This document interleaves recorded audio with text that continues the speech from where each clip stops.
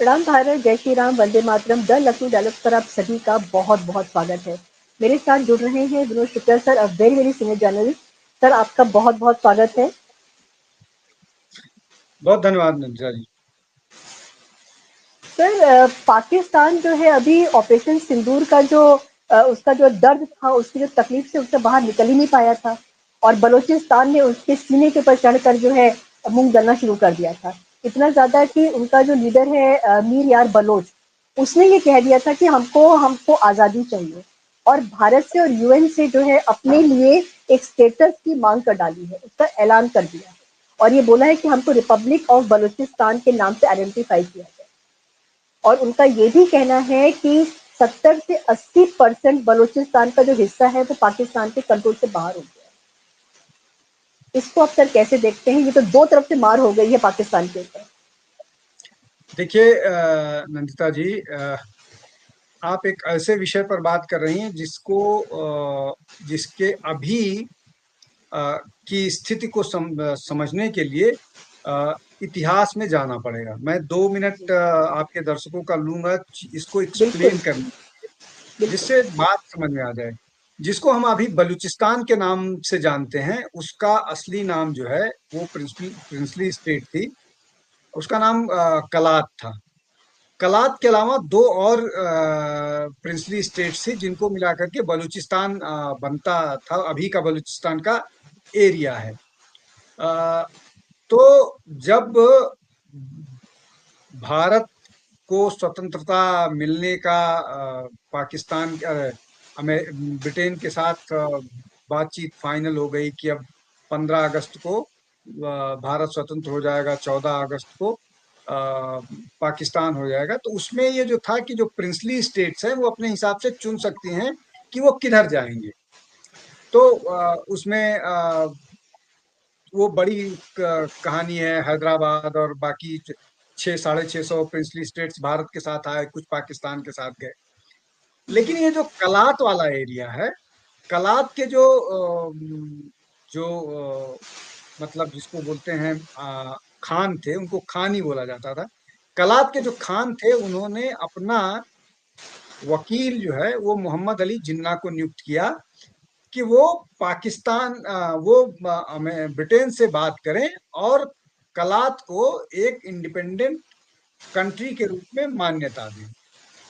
और उसके बाद मोहम्मद अली जिन्ना कलात के रिप्रेजेंटेटिव होकर के ब्रिटेन जाते हैं और बात करते हैं।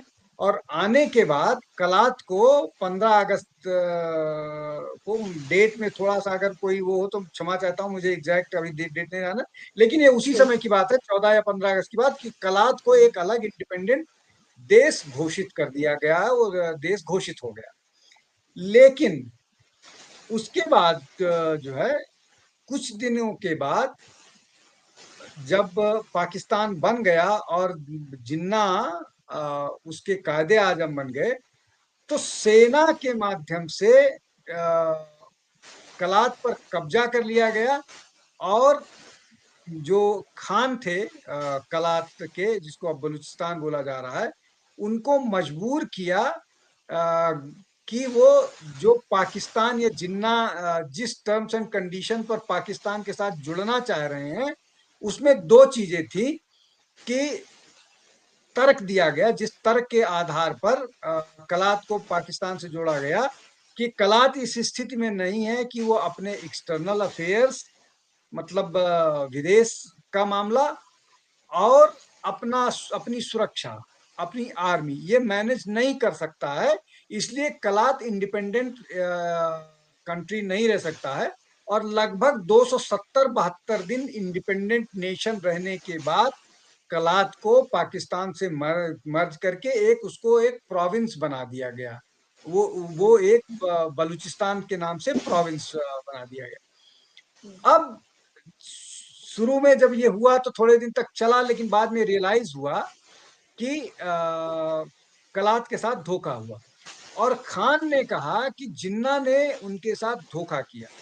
और ये बात पूरी की पूरी जनता बलूचिस्तान की अब कह रही है कि जिन्ना के धोखे के कारण बलूचिस्तान, जिसको एक इंडिपेंडेंट नेशन होना चाहिए था, वो अ, आज लगभग गुलामी जैसी ज़िंदगी जी रहा है।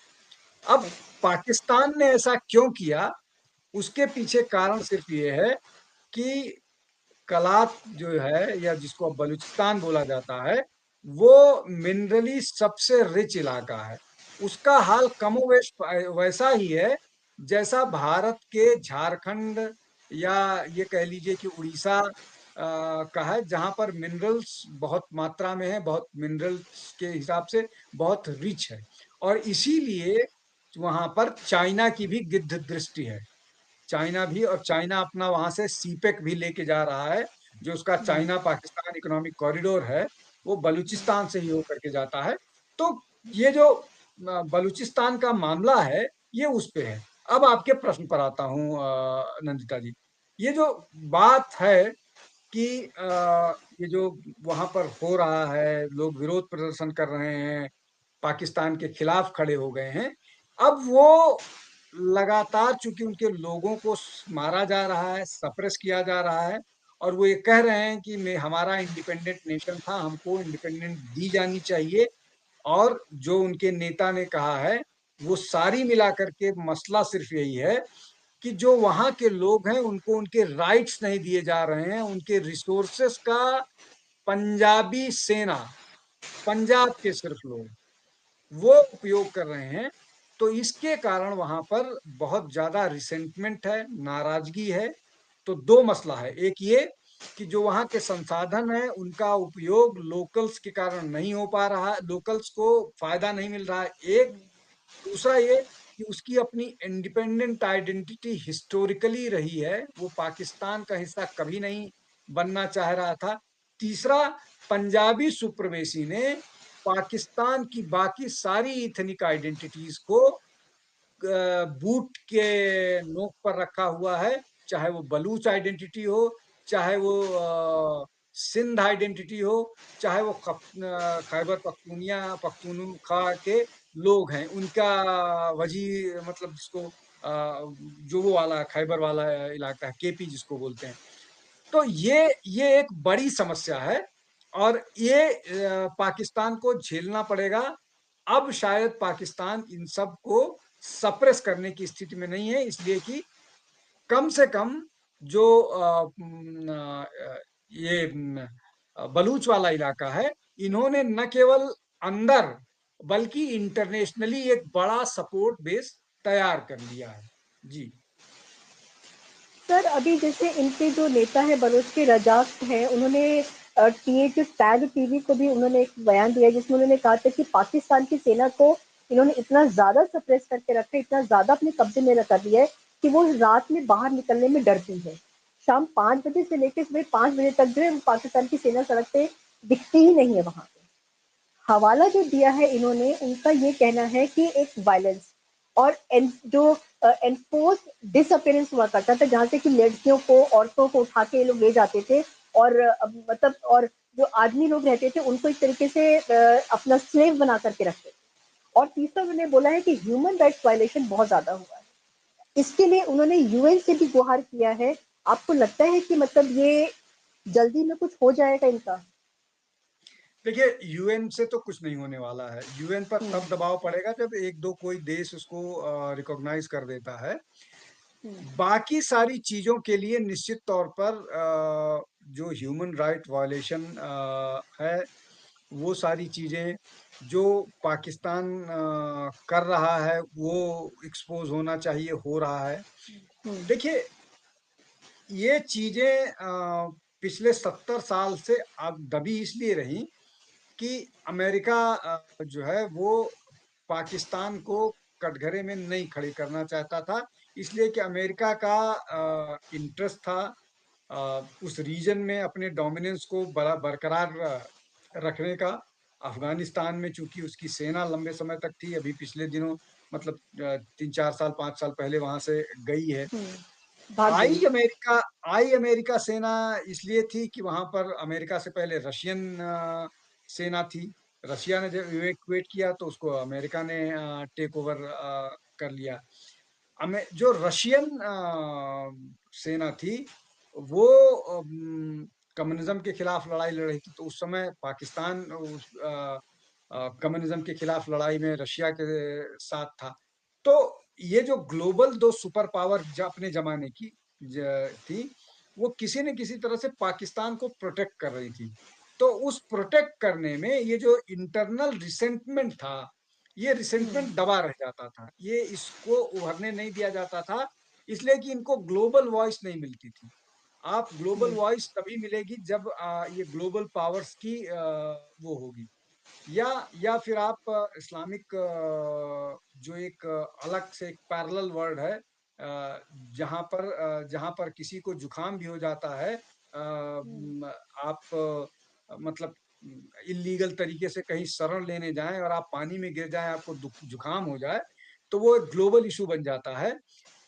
तो अगर आप उस तरह के नेटवर्क में, या आप उस तरह के एजेंडे का हिस्सा नहीं है, बलूचिस्तान उस तरह के एजेंडे का हिस्सा नहीं था, इसलिए कि वो अपनी इस्लामिक आइडेंटिटी से ज्यादा अपनी सेक्युलर आइडेंटिटी को अंडरलाइन किया करता था, इसलिए उनको वॉइस और क्रेडेंस नहीं मिल रहा था। लेकिन अब जो जब ये ग्लोबल ऑर्डर बदला है, अब ग्लोबल ऑर्डर ना चाइना, सॉरी, ना यूएस सेंट्रिक रह गया है, ना रशिया सेंट्रिक रह गया है, ना चाइना सेंट्रिक रह गया है। इंडिया एक बड़ा ग्लोबल पावर, बावजूद इसके कि बहुत सारी बड़ी कंट्रीज ट्राई करते हैं कि अमेरिका भारत को आ, उसका ड्यू न मिलने पाए, लेकिन वैसा हम्म, हो नहीं पा रहा है। तो भारत इमर्ज कर रहा है, और बहुत सारे ऐसे प्लेयर हैं। तो ये जो मल्टीलेटरल वर्ल्ड है, मल्टीलेटरलिज्म जो आया है ग्लोबल पॉलिटी में, या कहिए कि ग्लोबल उसमें, उसने जो है उस बलूचिस्तान को वॉइस दिया है, वजीरिस्तान को वॉइस दिया है, सिंध को वॉइस दिया है। तो ये इसलिए हो रहा है, इसलिए थोड़ी बहुत आवाज अब बलूचिस्तान के बारे में सुनाई देने लगी है, हमको आपको नजर आने लगी है। और ये वॉइसेस बढ़ेंगी, इसलिए कि क्रेडिबिलिटी यूएस की बहुत कम हो रही है, रशिया वॉर में फंसा हुआ है, और चाइना का अपना इंटरेस्ट अगर होगा तो वो होगा। हालांकि चाइना का इंटरेस्ट बलूचिस्तान में है, तो चाइना इसमें इंपॉर्टेंट रोल प्ले करेगा, लेकिन लेकिन बलूचिस्तान को मॉरल, फिलोसफिकल और इस तरह का सपोर्ट भारत का तो है ही है, लेकिन और भी बहुत सारे यूरोपियन कंट्रीज से भी बलूचिस्तान के लोग, जो बलूच डायस्पोरा है, वो बहुत संजीदगी के साथ इस विषय में काम कर रहा है, और वो सफल भी है काफी हद तक। पाकिस्तान का जो प्रोपेगेंडा था, उस प्रोपेगेंडा को थ्रॉटल करने में, उस प्रोपेगेंडा को कुंद बनाने में। जी। Sir final question. Balochistan minerally बहुत ज़्यादा रिच है, बलूचिस्तान में बहुत कुछ ऐसा है जो हमारे, अगर भारत के उसमें आता है तो भारत को बहुत फ़ायदा होगा। आपको लगता है कि पीएम मोदी से जो गुहार लगाई गई है, उसके ऊपर पीएम मोदी ध्यान देंगे? हालाँकि उनका ध्यान है इस तरफ में और सपोर्ट भी उनका दिखता है, मगर ये जो ऑपरेशन सिंदूर के साथ में साइमल्टेनियसली जो चीज़ हुई है, तो आपको लगता है कि पीएम मोदी या हमारे सेंट्रल गवर्नमेंट इस पे कोई कदम उठाएगी इसकी तरफ में? देखिए नंदिता जी, एक बात मैं बहुत साफ कर दूं कि भारत इसको मिलिटरीली डील नहीं करेगा। भारत इसको मिलिटरीली डील इसलिए नहीं करेगा कि उसमें बहुत रिस्क है। उसमें सबसे बड़ा ये रिस्क है कि जैसे ही मिलिटरीली उसको डील करेगा, मतलब जो एक्चुअली होता ही है ना, कि परसेप्शन ऐसा बनाया जाता है कि हिस्ट्री में कोई घटना हुई हो, तो फ्यूचर की कोई घटना करने के लिए हमको उसी घटना के तरह से, या उसी की तरह से डील करना चाहिए। जैसे बलूचिस्तान के मामले में लोग एक्सपेक्ट ये करते हैं कि उसको बांग्लादेश की तरह से डील किया जाना चाहिए। हम्म, बांग्लादेश बांग्लादेश में जैसे हमारी आर्मी चली गई और दो पाकिस्तान टूट गया। सबसे पहली इस थियरी के साथ समस्या ये है कि बांग्लादेश का बॉर्डर हमारे साथ जुड़ा हुआ था, बलूचिस्तान हमारे साथ बॉर्डर के स्तर पर नहीं जुड़ा हुआ है। तो अगर हमको मिलिट्री इंटरवेंशन करना होगा तो एयरफोर्स इंटरवेंशन करना पड़ेगा। Air force correct. इंटरवेंशन के लिए हमको एयरफोर्स इंटरवेंशन के लिए हमको अरेबियन सी से जाना पड़ेगा। और उसके अलावा या फिर हमको दूसरे और रूट करने पड़ेंगे, तो वो फिजिबल नहीं है। वो फिजिबल इसलिए नहीं है कि आप अपने एयर फाइटर्स प्लेन्स को पाकिस्तान के लिए ज्यादा लंबे समय तक एक्सपोज करके रखिएगा। किसी भी मिलिट्री करेक्ट। ऑपरेशन में, हाँ। किसी भी मिलिट्री ऑपरेशन में जो सरप्राइज एलिमेंट होता है वो बहुत इंपॉर्टेंट होता है। आप गए और आप अटैक करके और गायब हो गए। जब आप बलूचिस्तान में एयर इंटरवेंशन कीजिएगा तो सरप्राइज एलिमेंट खत्म हो जाएगा, आप लंबे समय तक एक्सपोज रहिएगा। मतलब मैं मिलिट्री का एक्सपर्ट नहीं हूं, लेकिन कॉमन सेंस ये कहता है, मतलब ये मिलिट्री वाले इसको बेहतर समझेंगे, लेकिन मेरा अपना कॉमन सेंस ये कहता है कि आप बलूचिस्तान तक जाने के लिए आपको लंबे समय तक एयर में आप विजिबल रहिएगा, रडार में विजिबल रहिएगा, तो आपको नुकसान होने की चांसेस ज्यादा हैं मदद कर पाने के। तो हम डिप्लोमेटिकली उनके साथ खड़े हैं, मॉरली उनके साथ खड़े हैं, फिलोसफिकली हम उनके साथ हमेशा से खड़े थे।